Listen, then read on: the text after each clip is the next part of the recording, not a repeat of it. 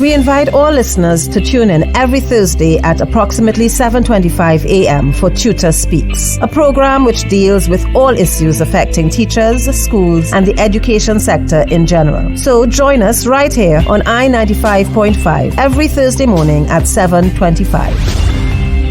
A blessed Thursday morning to all I-95.5 listeners. This is the segment Ttuta Speaks, and I am your presenter, Patricia Eversley. Today, the first Vice President of the Trinidad and Tobago Unified Teachers Association, Mr. Marlon Seals, has joined us on the program to speak on the issue of clinical supervision. Good morning, Mr. Seals, and welcome. Good morning, Patricia, to you and your listening audience. Marlon, could you please remind the audience what you mean by the term clinical supervision? But essentially, clinical supervision in education involves a teacher receiving information from a colleague who has observed the teacher's performance and who serves as both a mirror and a sounding board to enable the teacher to examine and possibly improve his or her professional practice critically.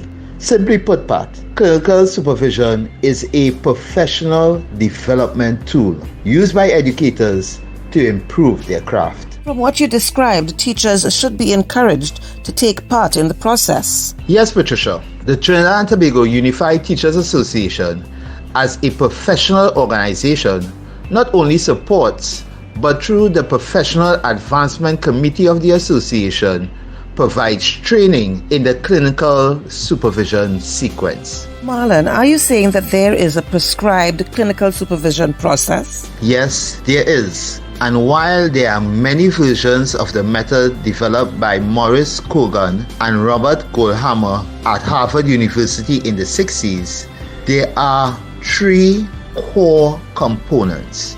The first is the pre-conference between the supervisor and the teacher. This session focuses on the reason and purpose for the observation, the focus of the observation, the method and form of the observation to be used, the time of the observation, and the time for the post-conference. The second phase of the clinical supervision cycle is the actual observation of the teacher in the classroom. During this time, data is collected based on what the supervisor and supervisee decided would be observed. I repeat, during this time, data is collected based on what the supervisor and supervisee decided would be observed.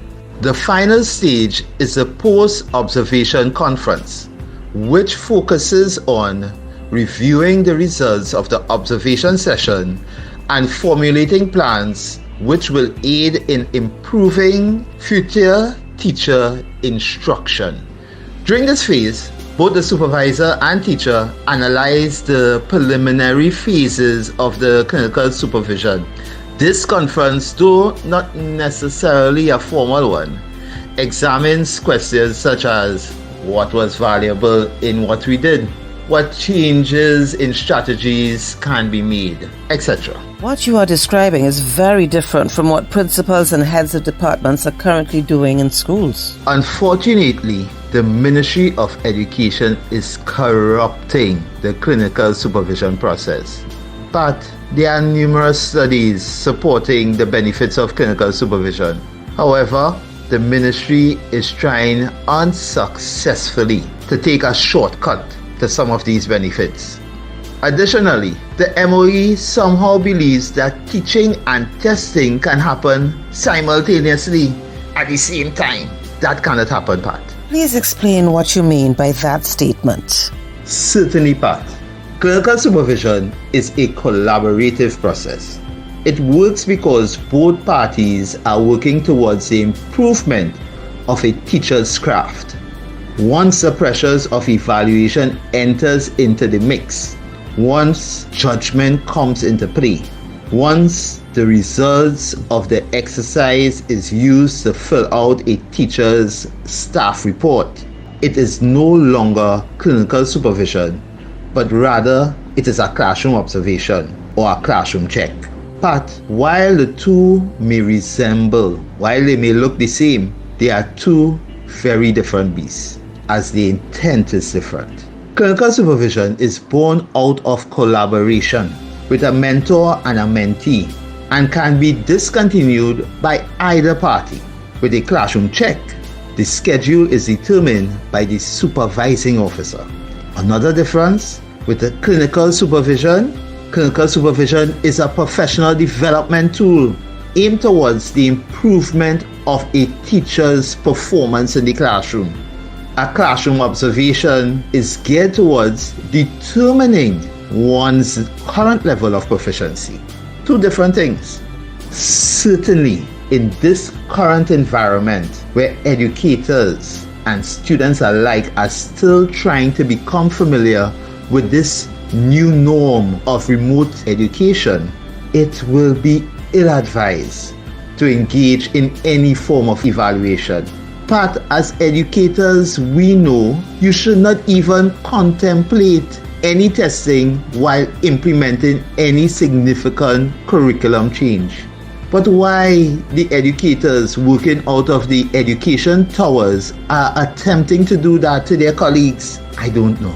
Patricia, it is the position of the Trinidad and Tobago Unified Teachers Association that there should be no attempts to evaluate teachers' performance during this September to December period.